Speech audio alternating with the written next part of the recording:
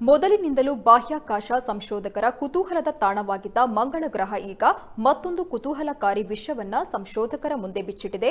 2 ವರ್ಷಗಳ ಹಿಂದೆ ಇಲ್ಲಿ ವಿಜ್ಞಾನಿಗಳು ಒಂದು ಉಪ್ಪು ನೀರಿನ ಜಲಾಶಯ ಇರೋದನ್ನ ಗುರುತಿಸಿದ್ರು. ಆದರೆ ಇದು ಸಾಕಷ್ಟು ಅನುಮಾನಕ್ಕೆ ಕಾರಣವಾಗಿತ್ತು. ಇದರ ಬಗ್ಗೆ ಮತ್ತಷ್ಟು ಸಂಶೋಧನೆ ನಡೆಸಿದ ವಿಜ್ಞಾನಿಗಳು ಉಪ್ಪು ನೀರಿನ ಸರೋವರದ ಜೊತೆಗೆ ಇನ್ನೂ 3 ಸರೋವರಗಳು ಮಂಗಳನ ಅಂಗಳದಲ್ಲಿ ಇರುವ ಬಗ್ಗೆ ಖಚಿತ ಮಾಹಿತಿಯನ್ನ ಪಡೆದಿದ್ದಾರೆ.